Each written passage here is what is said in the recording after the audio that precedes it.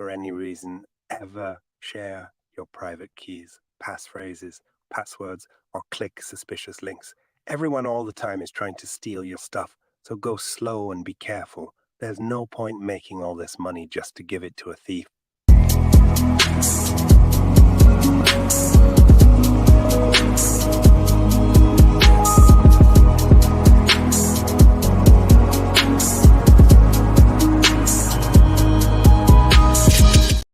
Are you tired of all the uneducated noise you're getting from the droves of YOLO meme coin peddling douchebag gurus out there trying to use you as their exit liquidity?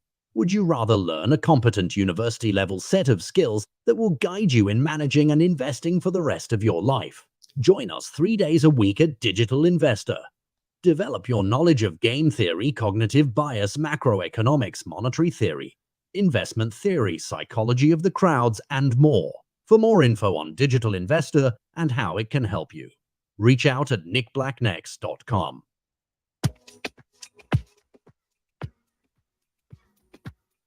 Look at all these people. Lisa, it's not on your phone. It's in your account. Do you want to do that, Brandon? Should we go through the messages and read them with like an actor would read them? No, you've seen those readings where they read the comment section, right? They read the comment section. Do this one conspiratorially. Do Greg's. What's up, Nick and Brandon? Oh, that's kind of. Yeah, I guess that's kind of. What's up, Nick and Brandon?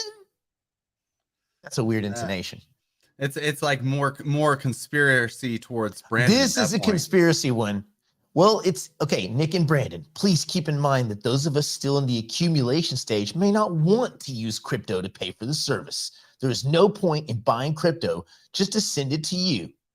Well, Larry, keep in mind that those of us that work in the crypto space may not want to take your terrestrial dollars for our crypto service. There is no point working in the crypto space just to accept green dollars. No, the actual answer is we don't care what you do. If you want to save money, pay crypto. If you want to pay regular greenbacks, pay greenbacks. You can just do that. Yeah, both are options still on the website, Larry. I don't know who told you otherwise. We don't care. They're both all we did, buried there. We just wanted for people that wanted to pay in crypto and want a 20% freebie. That's 20%. That's arbitrage. I have an arbitrage video coming out later. I'm going to do a lot of these 1-minute videos.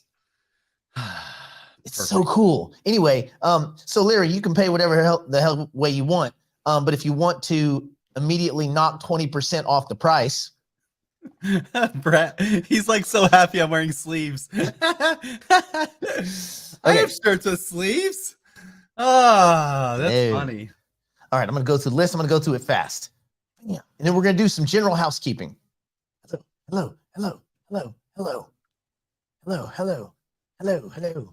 Howard, what up, buddy? Hello. We need Rick and Morty to do this. Hello. And somebody had said on the 250, yes, we're limiting, you guys know that, right? We're limiting the total subs to 1,000. Because we've noticed that that's about 1,000 to 1,100 is the engagement we get on the videos, meaning there's about 1,000 to 1,100 people that seem interested in this. And maybe we don't have the bandwidth to manage more than that. That's about, we had what, 3,500, almost 4,000 in digital heavyweights. But of those, I'd say a lot of those people were they weren't really kind of hanging out with us. They were just every now and then getting like emails and crap. And if that's the case, then I don't know, maybe digital, whatever. But for us to engage with people, like 1,000 is about it. 110 in Houston? Gosh dang it, that's warm. Oh, Yeesh. Wow. Okay, should we get our general housekeeping out of the way, Brandon? I think the fees are less with crypto, honestly, if you do the math. Oh, yeah. I can do a transaction for $1 in Ethereum, and I think my Visa charges, I don't know, depends on the back end. So Jungle in the house. I have an interview with Jungle coming up, but he got SIM swapped and he was dealing with all that crap. And so we had to postpone our interview. This is a good question. Jason, you did not purchase nodes then on Friday. If the money's still in your account, you didn't finalize the transaction. I get this probably 10 times a day. Watch my video on the Hypercycle node. Here, let me share my page. Hold on a second. On the Hypercycle node page, you got to watch my video and make sure you walk through every single step. The last step is a MetaMask transaction. This means you did not sign the MetaMask transaction at the end, because it is instant. Crypto's instant. A lot of people ask me this, when are you going to pull the money out of my account? Yeah, I don't pull the money out of your account. You give it to me. So you sign it over and it's instant. If the money's still in your account, we didn't get the money. If the money's out of your account, we got the money. It's that simple. There's like no other route for your money to go. It doesn't just go off into the crypto space. If you use the website, it's pure. It's like awesome. The link for heavyweights, there's no more digital heavyweights.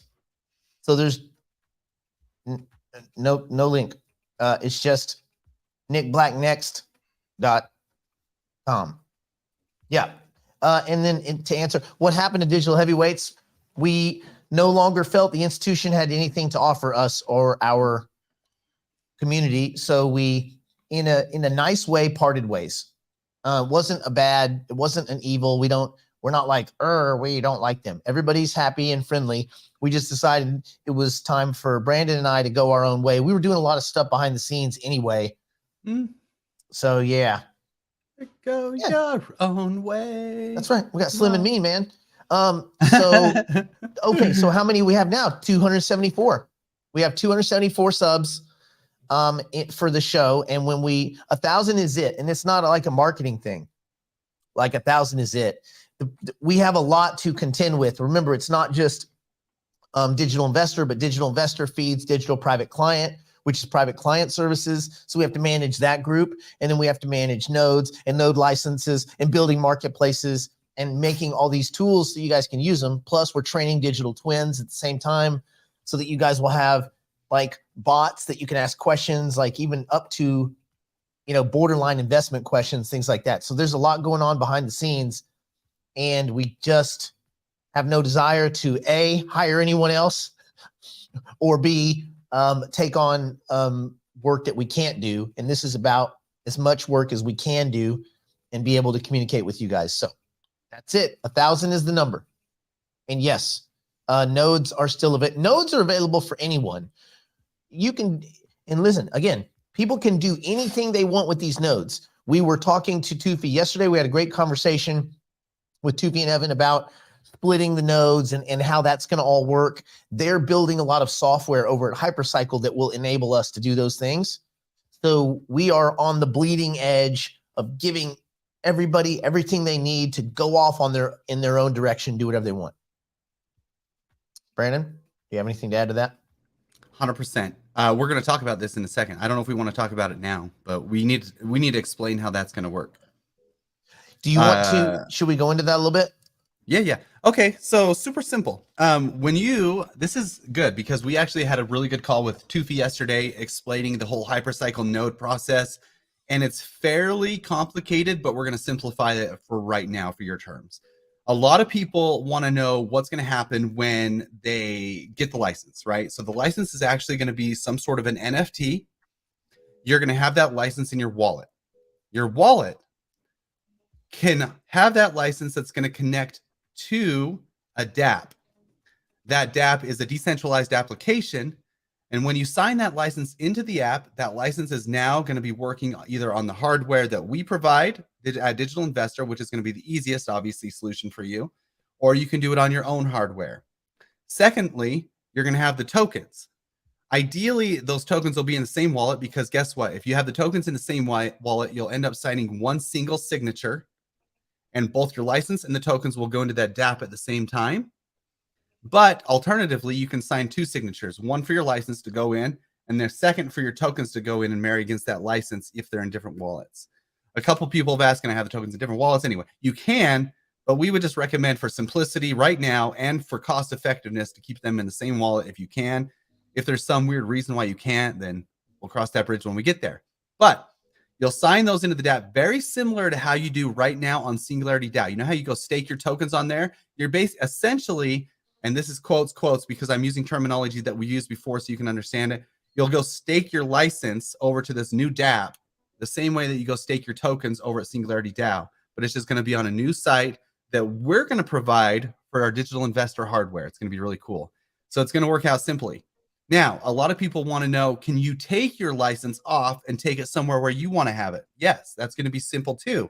You'll just go pull it off that DApp and take it with you wherever you want to go. If you want to take it to your own hardware or do your own thing with that license, you're going to be able to do that as well. There was a question Howard just asked, the earlier the better. Yes, the earlier the sequence that you get on your node license, the better, because we're going to get those licenses working sooner and they're going to gain a better reputation and more of an uptime. So when people come to buy AI computing power, they're going to choose the ones that have done the most work and have proved that they're the best ones at computing the fastest and the most efficiently, which are going to be our licenses, because we're going to put those things to work ASAP, like as soon as we possibly can. And people are like, well, Cryptopia is going to beat you. No.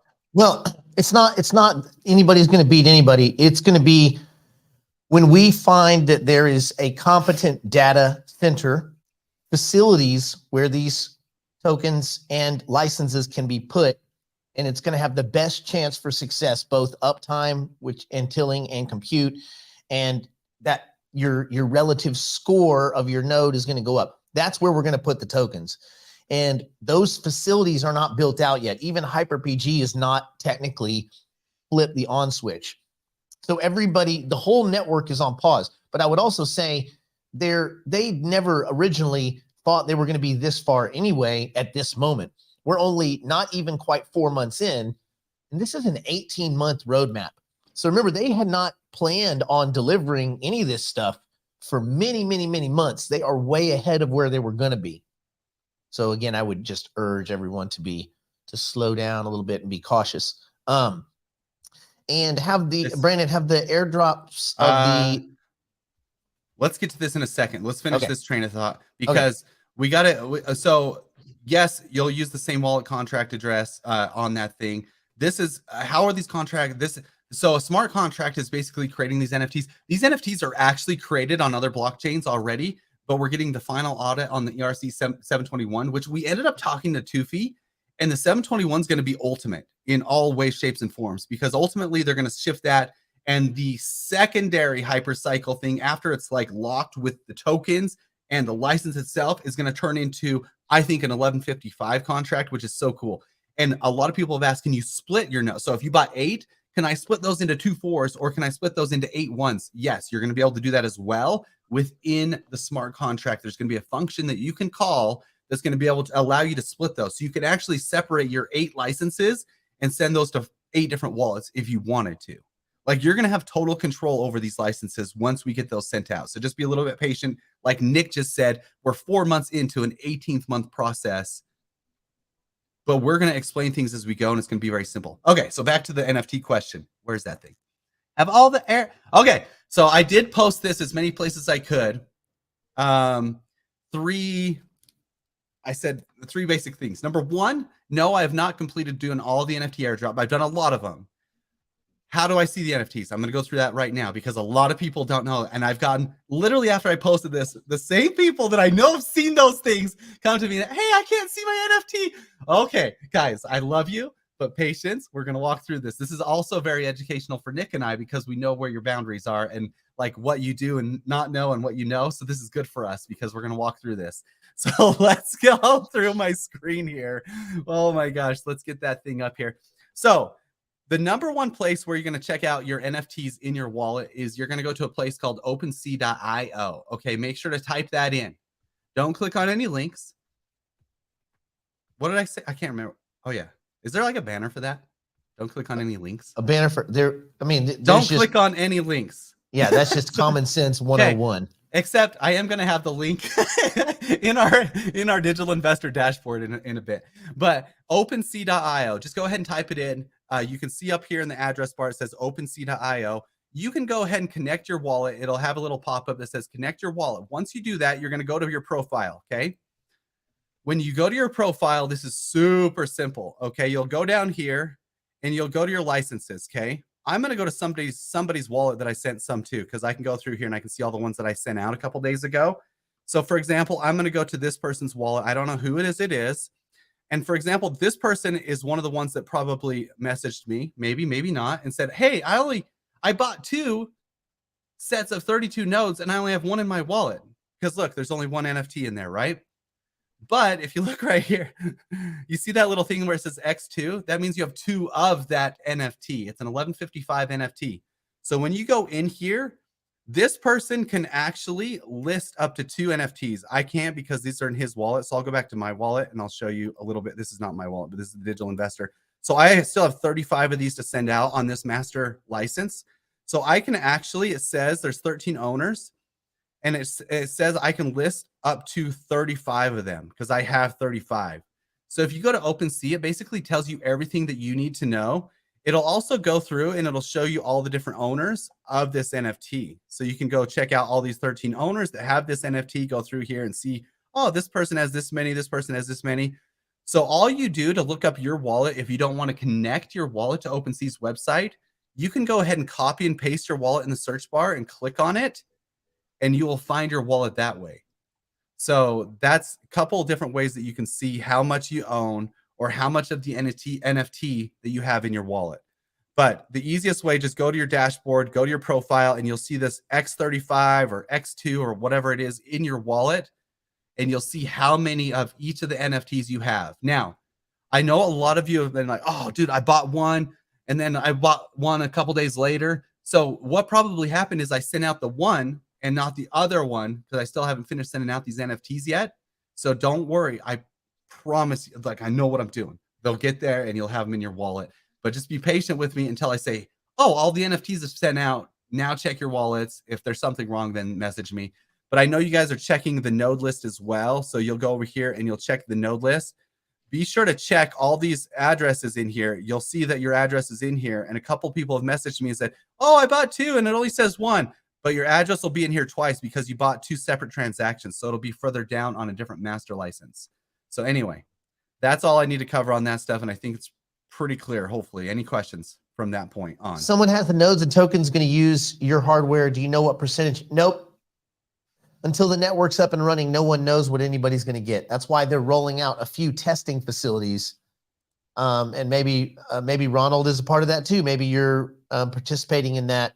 But I think that's what the bottleneck is going to be, is facilities, because there's no shortage of people with tokens and people have licenses. And I think everybody's going to want to put those to work. It's going to be facility space. And that will be facility space goes, at least our facility space is private clients first. Although the good thing about that is most of the private clients, all their tokens are going to be at HyperPG. So don't worry about that, say, first 51 million tokens. That's going to HyperPG. Then subsequent private client purchases would go into whatever facilities that we're building through David. And then, that David and his team are building. And then anybody else that has facilities that, we can verify, then we would point people in those directions. So, but it's kind of a first come, first serve basis. So as people started, we have a list, we know when people bought what, and the earlier you get nodes, the earlier you get access. I think that's the only fair way to do it. But there's going to be plenty of facilities. Other people are going to be opening facilities and running data centers, things like that. So I don't think anybody's going to get left behind, but you might not be, day one or something like that. Brandon, thoughts? No, that makes sense. Here's the NFT site again. It's OpenSea, and this is just the easiest marketplace to look at your NFTs. They've laid it out really well. Despite all the negatives that it has, you won't have to worry about those for now. We might walk through those one day. But yeah, this is the easiest place to go check your wallet. And what I mean by wallet, your MetaMask wallet. You'll connect it to OpenSea.io. You can go to my profile right here, and you can see whatever NFTs are in your wallet. This is also a good time to mention people will airdrop you NFTs. If you didn't put them in your wallet, don't touch them. And I'll go over that in a video as well. But don't touch them. Do not. Hey, Brandon, why is 8 the minimum number? Of licenses to buy. Okay. So we basically had to split these nodes binarily, and we've just decided 8 should be the minimum node. We could have split it all the way down to 2, but that would have been super tedious for everybody involved. And so we decided 8 is going to be the smallest chunk that we're going to deal with. You will be able to split those nodes down to 1 if you want to. But listen, we don't, keep in mind, we don't work for Hypercycle. We're a private community. All of this was done to give the greatest benefit to the digital investor and digital private client community. I'm sure there's other ways of doing it, which is great. That's just not what we're doing. What we're doing is 8 and 32, because we've been working with the people at Hypercycle to make sure we're doing that correctly. And we are. And what other people do is what other people do. We're not really, I mean, our business model is not selling nodes. We're just being a facilitator. And eventually the goal is that every time we have a node license that sells, that's another 1,024 tokens that are going to leave the market and be a part of this global compute network. So that's what our goal is. Oh, Michael. MetaMask does an absolutely horrible job at this, especially 1155s. So they may show the NFTs, but it won't show all of them. Absolutely horrible. They use their own they use their own software, their own backend to do this, and they do not represent it correctly. So I would just go to OpenSea. You can see it more clearly. Okay, I think we got the That's housekeeping. enough. Yeah, I think knocked, that's enough. right? Yeah. Yeah. Okay, should we get to some fun stuff? Important stuff, yes. Okay, let's do some AI news. And then we have some crypto news. Super fun.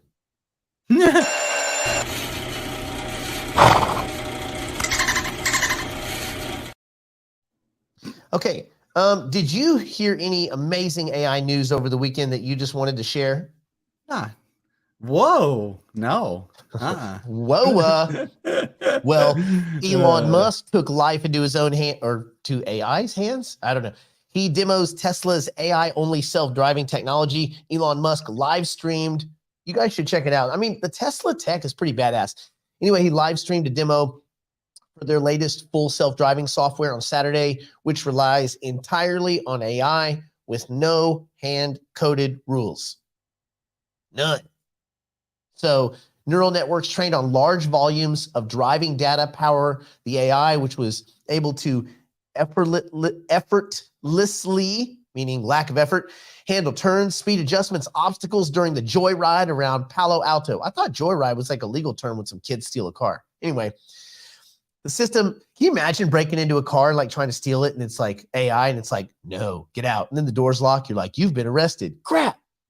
Anyway, the system navigated construction zones, bicyclists, roundabouts it had never seen before, with Musk taking control just once when the car wrongly tried to enter a busy intersection, which would have been his last moments. Yeah. So we're not there just yet. FSD V12 marks a major shift from the earlier versions, which had relied on programming, logic, and code. It's being tested by employees globally to improve with more real-world training data. So yes, there's some imperfections, but his demo highlights the rapid advances in AI capabilities. And remember, we're only, August.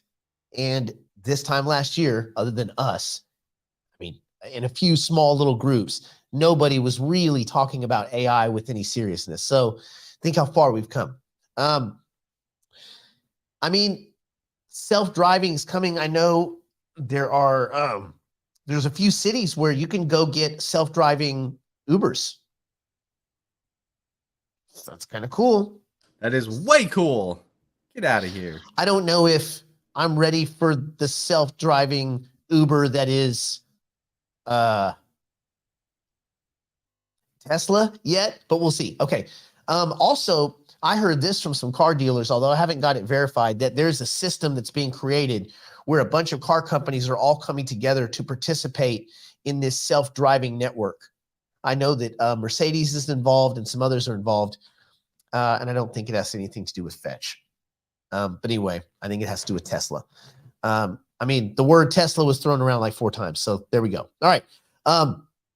Alibaba makes an AI leap with image reading models.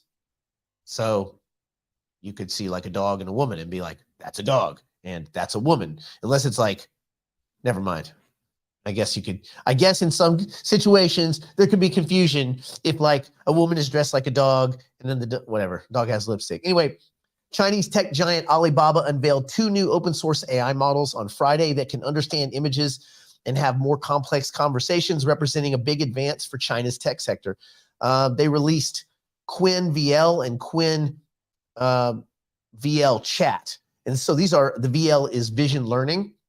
And these are models that read images rather than text, unlike like ChatGPT and Bard and things like that. So Quinn VL can generate captions for images and answer open-ended visual queries.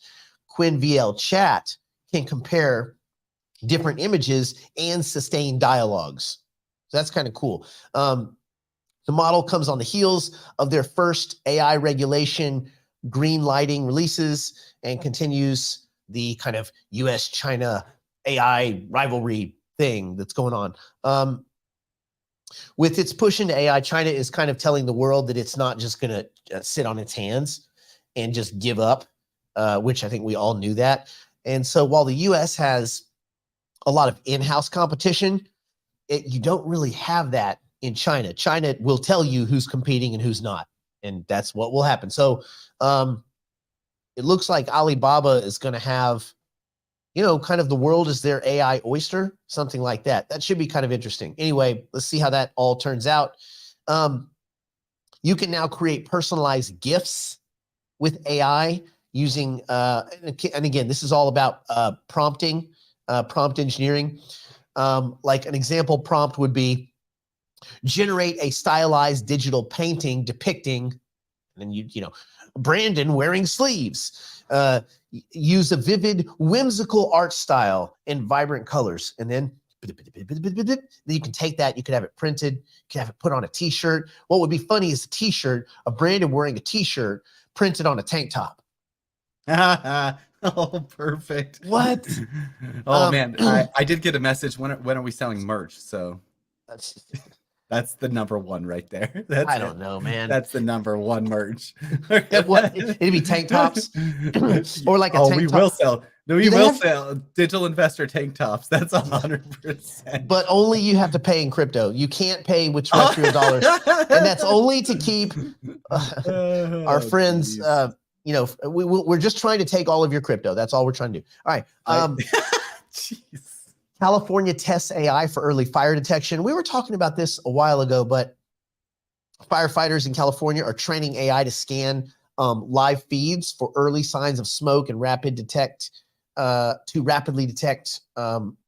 wildfires as they're flaring up, getting started. And though it's still the early stages, the AI pilot has improved response times, catching some fires before even 911 calls. That's pretty cool. Ideogram launches. Way cool. That's like the Minority cool. Report video, right? With Minority Report, they were catching the crimes, the people in the crimes before they even happened. Yeah, this is not that. I mean, it's not like they're looking at trees and guessing like, what are you thinking? Are you thinking about lighting on fire tree? If so, although you could imagine a system that analyzes the dryness of areas and the susceptibility. And anyway, Ideogram launches text smart image generator. So a startup called Ideogram, I already like the name, just launched. They got 16.5 million funding, everybody in AI gets funding, aiming to outshine Midjourney and DALL-E 2 by reliably generating text and typography within images. Its web app opened in beta this week, showing pretty cool lettering capabilities. But the overall image quality is pretty inconsistent and, sucks. And yet they got 16.5 million bucks. Man, everybody, if you do anything in AI right now, people will just take my money, take it. Anyway, Spain, the Spaniards form AI regulator before EU law. Spain announced the establishment of an agency because they're so good at governance in Spain that they need an agency to oversee artificial intelligence, becoming one of the first EU countries with a national AI regulator. The AESIA aligns with Spain's goals to be a world leader in ethical AI and comes ahead of the AI Act, which mandates agencies for all countries in the EU. Boy, I'll tell you what, the EU is all about creating a bunch of regulations before letting anybody experience any of the tech. They just can't. It's like no education until we put education guidelines. Right, but we none of us can read. It doesn't matter. You'll be able to read when we tell you to read after our education guidelines. Like, bro. So they have put the brakes on AI. I think there's probably a direct correlation between poor governance, poor financial systems, and the need for a bunch of regulations before the thing that they need to regulate is even out there to be regulated. So like, remember when Italy was like, no AI? I mean, no AI, no spell check. Every one of your documents looks like a damn 4-year-old wrote it because no AI. Get off the gas. Like I wrote it. Yeah, they were showing pictures of these strikers, like the people that are striking in Los Angeles, the writers and all that. And this girl was like, Chat GPT is stupid and it can't write as good as a person can write, and it writes stupid stories. I'm like, yeah, I bet your resume is just chock full of just winners. Like, come on, bro Cephas. Anyway, that's the AI news. Kind of cool. AI moves fast, man. And that's a big part of the way we are investing and going to invest. So obviously come Friday, that will be a big part of us starting to develop out our portfolios. So there you go. Okay, crypto news. We also have some crypto news. Okay, let me make sure I didn't miss any. Did we miss any cool questions? No, not yet. I'll let you know if we do. I've seen That's a good point, Tom. Will the regulators be artificial themselves? Like, are they going to use AI to regulate AI, or is it like, no? I don't know. That's interesting. Okay. So here's what we got. Let me get to, so I got an ARK investment story, which I thought was interesting.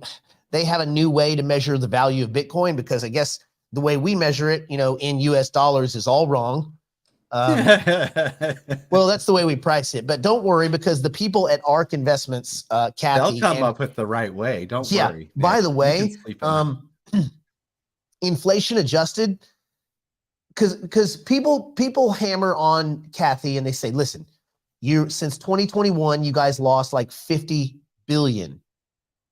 And that is, somewhat accurate. Although 2023 has been a decent year for them. They're up a little bit, but they're down about 38 billion from that high. So Kathy rich, everyone else being broke. If you invested in 2021. Now, if you started with her in 2018, does anybody here want to guess? Okay, so you started with Kathy. Remember, she had the amazing 2021, 2020, just blew it out of the park. You had $1 that you invested in ARK in 2018. Do you want to know what that dollar is worth right now? Anyone? Brandon, what's that dollar worth? 12 cents. 12 no, cents. Man. Inflation adjusted. That sucks unadjusted, it's worth $1.20. Oh, that's not bad. Well, 20% in 5, almost 6 years. So yeah, I mean, we're talking 2-3%. If you were day one. Yeah, it's 20% up. If inflation adjusted, it's 99 cents. So you're down. So in 5 years, now, do you want to know what your dollar is worth if you invested in 2021? When everybody else did. When the bulk of 30 cents. Yeah, it's like, but it depends on how you do it. It's like between like 29 and 32 cents. Ugh. Not so good. Yeah. So just sometimes your sensei has no senses. Senseis. I tried to go with it. Anyway, they've decided that we don't know how to value Bitcoin. Therefore, in a recent development, blockchain, I think I even had the article. Hold on. Oh, there we go. Let's put it up. Nope. Okay, boom. See if you can see it. Ooh, look how pretty that is. Yay. Blockchain analytics firm Glassnode and asset manager ARK Invest have collaborated to develop. This sounds so damn stupid. Coin time economics. Brandon, you want to say that in a room full of people and be serious about it? Ladies and gentlemen, we're here to discuss It's like coin time one of those. economics. It's one of those kid shows on PBS, and this is coin time economics. Welcome to our show. I'm here to talk about coin time economics. Anyway, it's a new on-chain framework that determines the Bitcoin value because, again, we've all been doing it wrong. According to their white paper, this economic model is meant to be a new way of representing Bitcoin's tokenomics based on the tokens in circulation. It's expected that the coin time economics will complement the traditional unspent transaction output model, UTXO. UTXO model provides data on the amount of Bitcoin remaining in each address after a transaction. Well, this is part of the accounts system. I just don't think the people over at ARK know what the F they're doing. It's like, this is a different way to explain the color of your car. It's red. No. It's all the other colors that are not red. And then what's left? Is the thing that I like about it's like they're taking math and turning it into English, right? I always excelled. I did really good at math. I love math, but English I struggled with it because it's so interpretational, in my opinion. Listen, if you sit all day, like, oh, okay, that number 5 is it could be a 6, could be a 4. No, it can't. If you sit all day rearranging words, you can come up with any kind of damn explanation you want. But anyway, they say that their coin time economics provides a highly consistent framework that better highlights the economic state of Bitcoin. I mean, I think the price is a good one. Just, like the price times the tokens. Therefore, they're proposing coin blocks as a new measure. It's proposed based on the belief that coin time captures the real economic weight of each token on the network and helps investors better understand Bitcoin's fundamentals. The reason for measuring the weight of each token is because coin time economics posits that each Bitcoin value should vary based on the last time it was transacted. No, man, a Bitcoin is a Bitcoin is a Bitcoin. This is stupid stuff. I'm not going to keep reading. It actually makes my stomach hurt. Okay, let's switch gears. That's good old Kathy for you. You want to light your money on fire? She will do it. She will absolutely help you. Okay, don't you dare add me. Paxos holds this. Okay, at first this looks bad. Like, wait a minute, why does Paxos hold all of PYUSD as the stablecoin struggles to gain adoption? One, it's 2 weeks old. So I don't know. Brandon, do you think we can? This is bad reporting. This is absolutely horrible reporting in every way because this is how the coins work. They haven't adopted. Okay. They haven't adopted yet because they haven't really unleashed it. So yeah, it's going to be held in the freaking developer's wallet. That's basically a deployer wallet right there. And these people just have no clue what they're talking about. So this is just news. No, it's just not making it. People are just not willing to do it. The whole thing's a fail. Well, that's only because they haven't, they announced it and then they just, like, I haven't even heard 2 cents about it since. And I'm like in the space. Excuse me. I think there may be they're worried about some legal blowback. But anyway, PayPal stablecoin PYUSD is seeing sluggish adoption, although it's only been like 2 weeks. So to be fair, with 90% of the supply held by the issuer's wallet. Yeah, because unlike with USDT, where these criminals and crooks went out and bought up actual assets with funny money, PayPal has to wait until real money comes in so they can give out the funny money. Like, it's $1 of funny money for $1 of real money. Unlike the Tether model, which you mean it has to be backed by actual dollars if they're trying to follow SEC it's regulations? Crazy. That is so weird. So it actually has to be purchased first instead of just disseminating into the universe. Well, just use funny money to buy whatever the hell you want. Wait, you didn't get your PUC airdrop? PayPal USD PUSD stablecoin officially launched by financial technology firm PayPal is off to what they call a slow start. Notably, about 90% of the supply is still held by the issuer, which is the way it's supposed to be, where only 10 individual investors hold more than 1,000. Well, yeah, I didn't even know you could get it yet because I think it's still being tested, right? Anyway, Let me PUSD's check out this. holdings 'Cause I didn't on think you crypto could either. exchanges below 7%. Earlier this month, payment network giant PayPal launched its stablecoin PUSD, a digital asset backed by the US dollar deposits and treasury bills. I think they also have some money market exposure. Anyway, while the launch attracted significant attention in the crypto community, the same cannot be said for the coin itself. Notably, new on-chain data suggests that PUSD is grappling with slow adoption rates. Yeah, I mean, to be fair, I don't even know. Oh, did you? Big Kitty got some. Okay, cool. I didn't even know you could get it yet. I wasn't sure. I just wasn't sure. I mean, I guess I would have some. I would keep it on MetaMask. I wouldn't keep it at PayPal. Yep.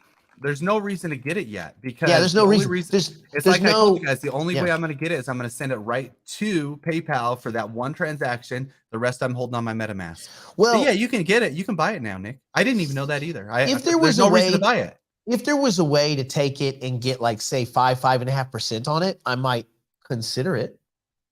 Right? Because that'd be my way of getting treasury exposure or something like that. Anyway, new on-chain data suggests it's grappling with relatively slow adoption rates.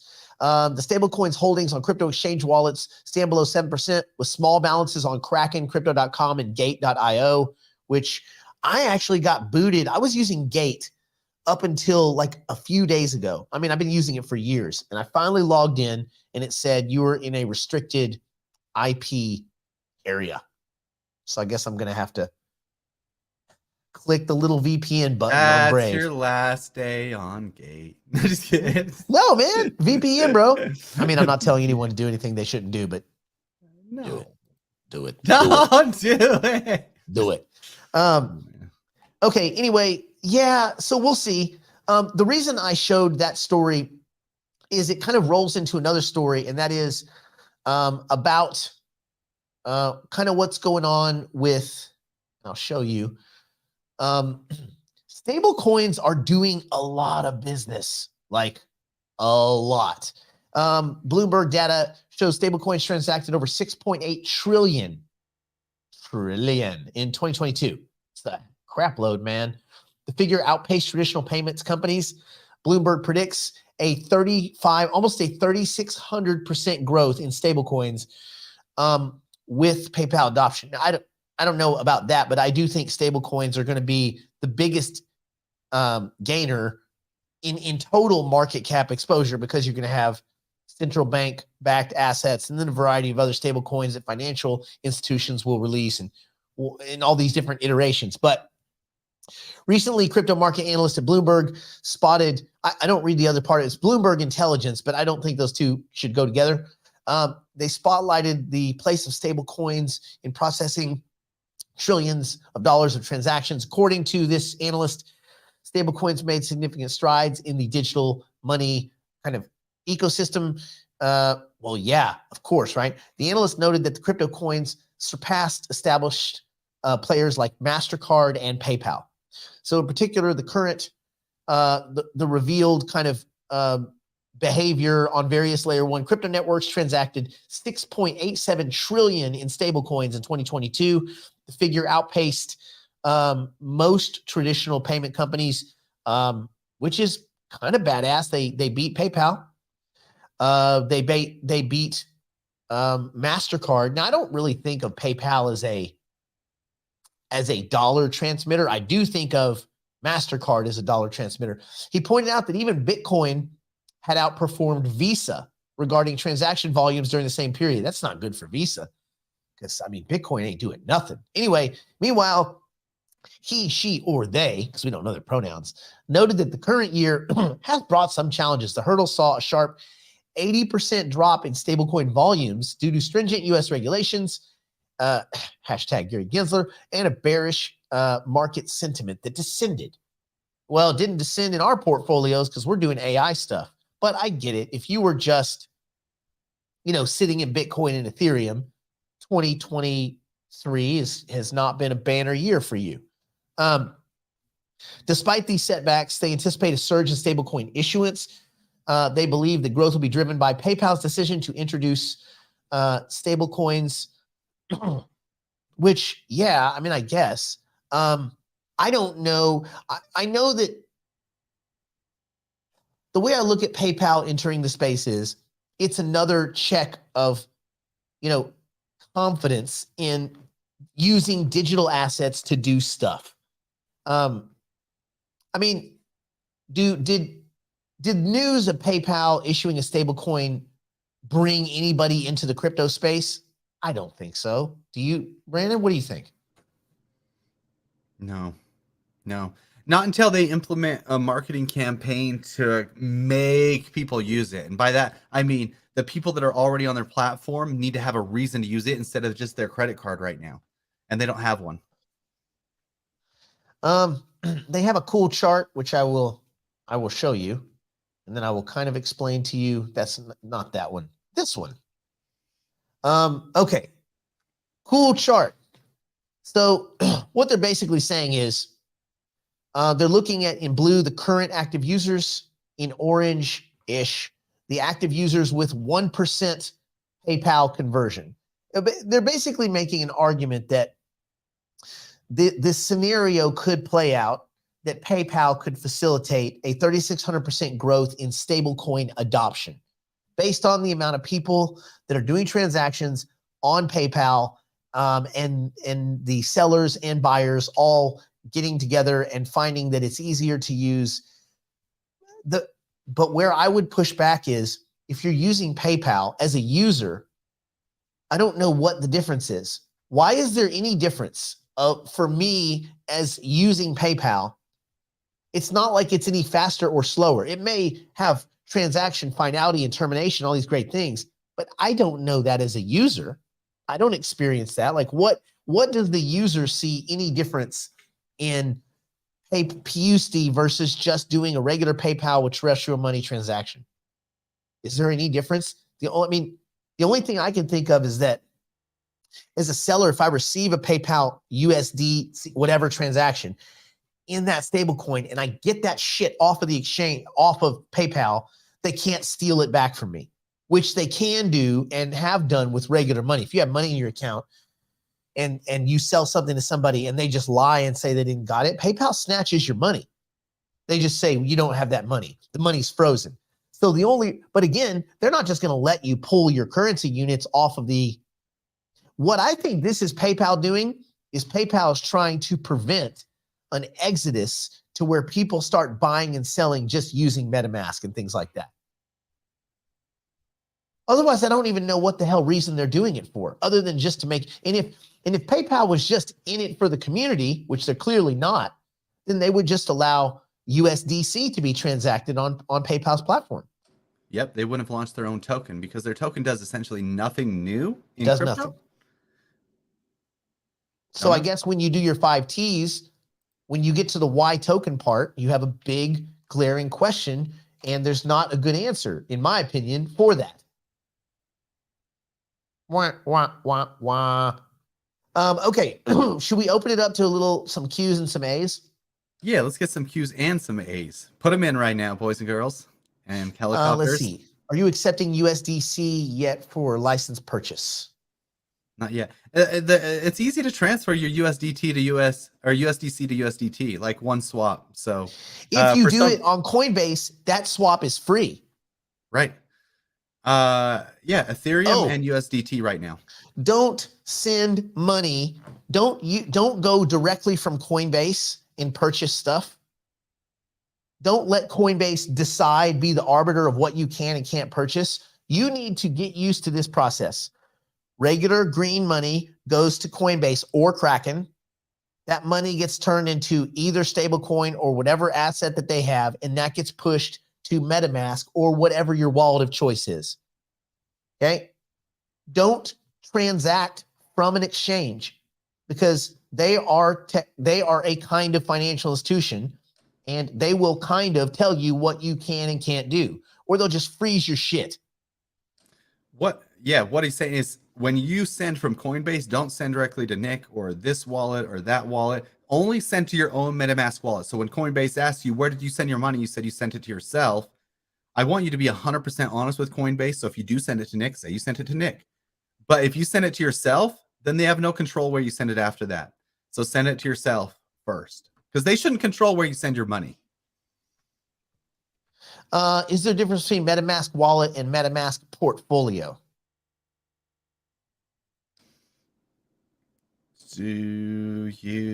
Let's see. What does that mean? I guess no. Yeah, I don't know what that is. I know. MetaMask. Let me see if there's a button that says like MetaMask portfolio or something. Portfolio view. Oh, maybe that's what they're talking about. So if you go to portfolio view, it's the same. It's just your wallet. Yeah. It's just a bigger version of what's in your wallet. It's just another way of looking at it. It takes up the whole tab versus just being a drop down. And I noticed it's late on resolving a few things. Interesting. How about VeChain Singularity Net partnership? Yes, there is a partnership, although I don't know what it means. And I don't know that it moves the needle for either one of those companies. I mean, it's probably better for VeChain. VeChain is what, a penny 7?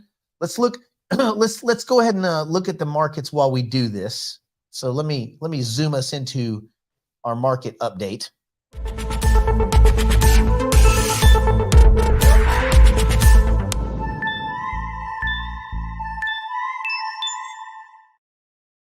So in the context of that question, we should go and look at VeChain. Where is this? Way down? Oh, God, do I even follow it? Oh, there it is. There it is. It's a penny and a half. How has it reacted? Well, not at all.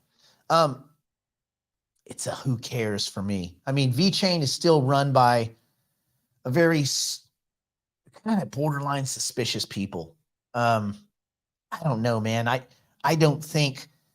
I mean, good for good for Singularity Net, creating another partnership. Good for VeChain entertaining it or whatever. I mean, VeChain is a lot more, has a lot more exposure than Singularity Net, obviously, because we're still very niche. So I think that's probably good for everyone. I don't think it moves the needle for anyone. Brandon, does it make you want to go out and splurge on some VeChain?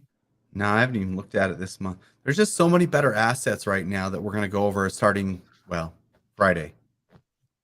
We're going to walk through all this. It's like if Jeffrey Dahmer has a good accountant. He got this new accountant. You're like, Jeffrey Dahmer's got a new accountant. No, it's still Jeffrey Dahmer. I mean, he still dates people, then chops their heads off. I don't know if that's... Anyway, it doesn't, to me, it doesn't mean much of anything. So cool for, it's probably a deal that's better for Singularity Net than VeChain. I just don't think VeChain, I don't think VeChain is much of anything. If they were going to be this kind of powerful logistics layer 1, you know, anti-counterfeiting and all this kind of product tracking and all this kind of stuff, you'd think that they'd have done it in, you know, the many years they've been in existence. In this two token system, kind of they have VeChain and then VeChain Thor, which is like the gas for the transactions, all this kind of crap. It just seems like poorly put together. But who knows? Maybe the Singularity Net team will come in and bling them out. I don't know. It's not that interesting to me. Bitcoin's quiet, has been quiet. I thought it was funny that Jerome Powell's speech on Friday, no one even cared. Like crypto didn't care, traditional markets didn't care. Those boneheads, no one cares. And I think that they're coming to terms with all that. So whatever. Anyway, I didn't really see anything over the weekend that made me look up for literally nothing moved over the weekend. It was the most boring weekend ever. Look at those low marks over the day. I tell you one thing that I'm doing right now is I'm just focused on where is my staking revenue going to go. So I use my staking rewards that's my new money in the market, because I've gotten to the point, thankfully, where my investment portfolio is at a size where new money in doesn't move the needle.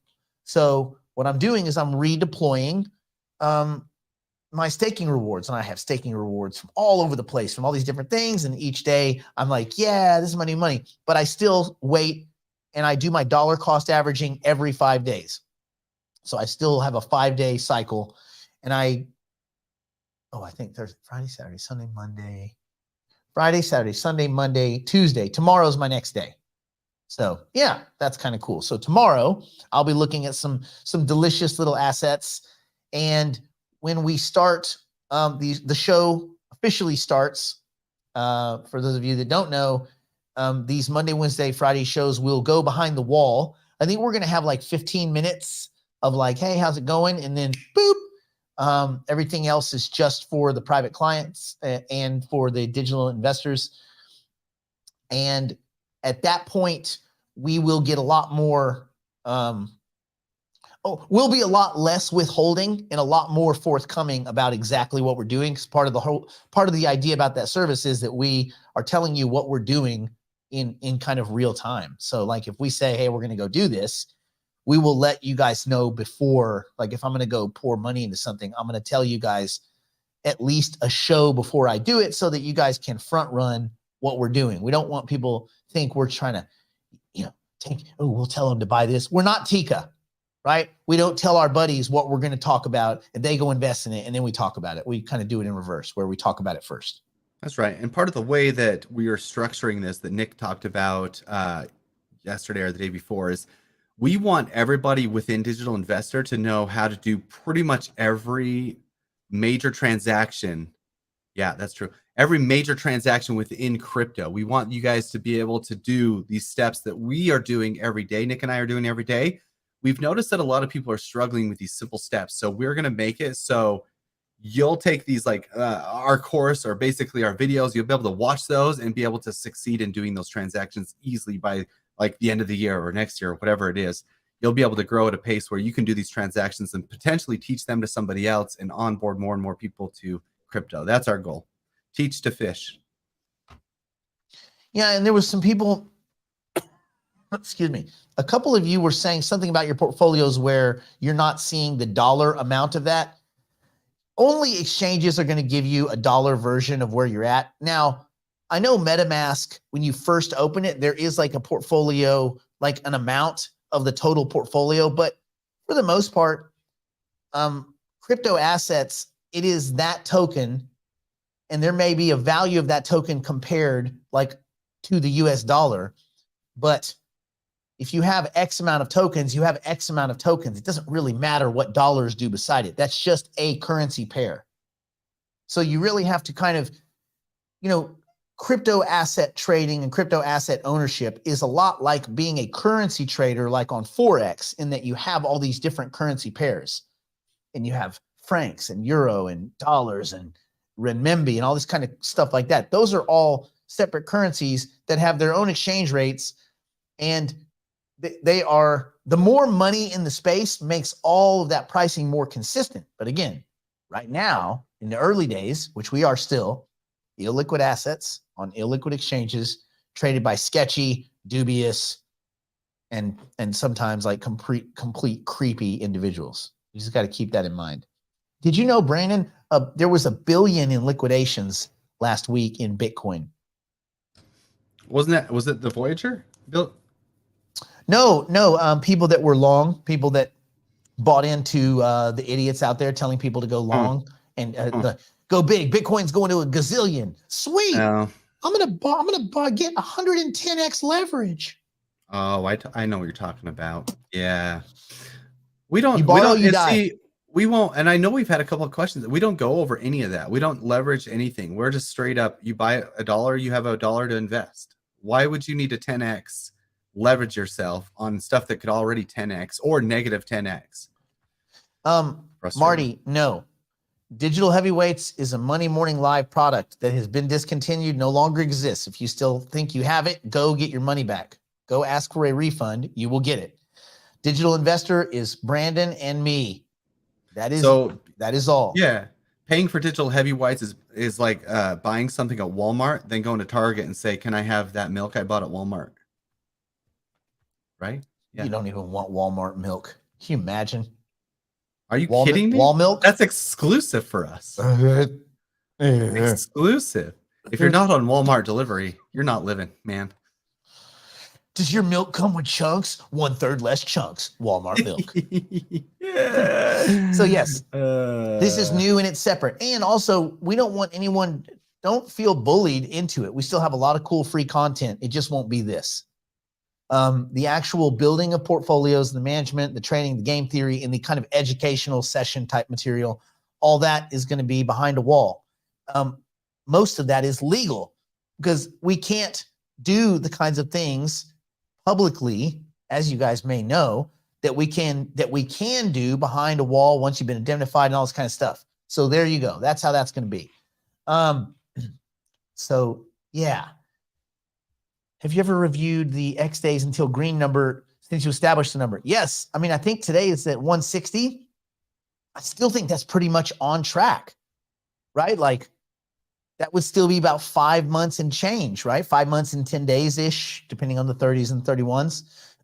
What does 5 months take us to? So we're basically about to start September. So through September, October, November, December, January, mid-January. Mid-January is when we start getting decisions or at least some idea of Bitcoin ETFs and things like that. And I think we'll be in a much more enthusiastic place. So I think that's probably pretty accurate, but it's not going to be to the day. This is just judging from the last times the market has pulled into kind of a recoil and then it's expanded.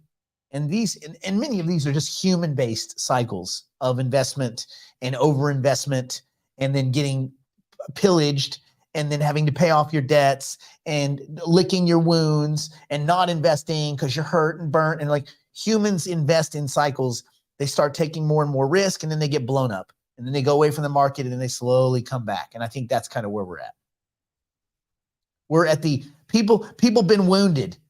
And for the next 4, 5, 6 months, I think people are going to be looking like everybody's, are we at the bottom? Are we? I mean, I think we've probably been at the bottom. Now we, like the digital heavyweight community, which would be the digital investor, we did fine because AI, like we did really good. But other than AI, everything else has been getting kicked in the nuts for 2 years, which is good because it's investable. So anyway, I guess that's how I'd look at it. On Friday, will we be suggesting new tokens on the portfolio? Well, we're going to be building a portfolio from the ground up. So we'll see. Good for you. Good for you and your refund. All right. Access to Friday's show. No. So Brandon, what do people that are current digital investors, what will they do on Friday? So easy peasy. Go log in your member dashboard. The show will be right there. Log in. So every single one of you guys have access to the member dashboard. It's the dashboard with all the tools. It has everything that you need, know, and love in there. Like, honestly, it's that simple. Just go log into the member dashboard. We're going to be live streaming there. It'll be right on the homepage. Like, honestly, let me go ahead and add this to the stream here. What is happening? Hold on a second. I don't know either. This is really weird. Anyway, log into the member dashboard. It'll be there. There's also now a chat area in there where you can chat back and forth, which is kind of cool. So you can go in there. You can chat with other people that are in the member dashboard. It has all the old recordings. Like, these are going to be compiled here, so you don't have to go anywhere else. Like, you could maybe try to go find the old ones and stuff on Nick's old channel or whatever, but they're all going to be compiled here so you can watch them easily. All special sessions are going to be here. All educational videos are going to be here. Everything's going to be here, so you don't have to go literally anywhere else. And this is where the live stream is going to be. Like, if I could push play right now, I don't know what it'll show. Oh, it shows us right now. So everything is going to be right here, right now, at your convenience. The member dashboard. Every Monday, Wednesday, Friday, where do you go? The member dashboard. If you have a question, where do you go? The member dashboard. Wait, if you want to convert your crypto, what is the member dashboard? This is Digital Investor, man. So if you haven't signed up for the member dashboard or haven't signed up for Digital Investor, go to our website. and you'll see a spot where you can sign up to join the show. Hold on, I think I'm gonna get a double here soon. It's like a picture within a picture. I love that picture. That's gonna be like my t-shirt within my t-shirt within my tank top. It's gonna be so cool. Look at that. It's starting to echo effect. I love that. Anyway, so yeah, everything's over there. Go over there. You can sign up. You can pay with credit card. You can pay with crypto. You can pay monthly. You can pay annually. You can pay semi-annually with crypto. This is so cool. And no, this is not digital heavyweights. So if you are in digital heavyweights, call and get a refund because Nick Black's no longer over there. Just like you guys have said in the comments here, call and get a refund. And just, you don't have to come over to Digital Investor, but I know it's going to be worth your time and while if you come over to Digital Investor. But you don't have to. Tuesday and Thursday content is still free, but it's not going to be investment content because we can't do that. That's why you've noticed, like on these shows, we're not making investment calls for people and stuff like that. We cannot legally do that. We behind the wall, we can do that, and we will do that. So the Tuesday, Thursday shows are more about education and some Q&A and stuff like that. But I have to keep that very like sanitized. So yes, that'll be fine. You'll still get the tech videos. That still goes out for free. No one has to do this. And also, we don't want anybody that doesn't want to be doing it. If you want to be a part of it, be a part of it. If you have any reservations, don't do it. That's the whole point. We're trying to teach soundness in monetary thinking and finance. And then, sorry if I missed it. I received one NFT. See, Nick, I get these. I'm not kidding you. 50 times a day. Go watch the start of the show, please, Hawaii Kai. Yeah, we did a big discussion, Kai, on that. I can't. When is the next interview? When I get the next time I get an interview, I don't know what the future looks like, Thomas. I can only imagine that hopefully tomorrow or the next day I'll talk to Tufi. All right. I think we should probably call it a day. Oh yeah, we went over. Yeah, man. This has been good though. This has been good. Right. I don't think Tracy. Yeah. Oh, I was gonna hit that. So this will be up on the Digital Investor website, guys. I don't think you understand. 7 days last week, I probably worked like all through the night most days. I'm not even kidding you with this hypercycle thing. My wife is gonna shoot me in the head like over and over again. But we want to get this rolled out efficiently. I can guarantee you this. No other place in the world could have done what Nick and I did last week. I can almost guarantee you. 100%. And really that means what Brandon did because he did pretty much all the work. Like we did not sleep at all. Like no, well, I mean, whatever. We did not sleep at all. Like I was up at 1 a.m. responding to emails, 2 a.m., 3 a.m. And then I'd wake back up at 6 a.m. and get back at like, I did not sleep last week at all. So, but that's only because we want this thing to go smoothly and very nice. So a couple of the things are going to lag, like that cognitive bias book, but we'll get it on the website. Don't you worry. But don't cry for Brandon, Argentina. Wait. No. Don't cry for. We're going to make this happen, guys. Yeah, okay. Maybe it didn't work for reasons. Stay in school. Don't do drugs. Don't do anything my poor and solvent drunk, struggling meth grandmother or Brandon sleeves or no sleeves wouldn't do. And on that note, we bid you a fond adieu.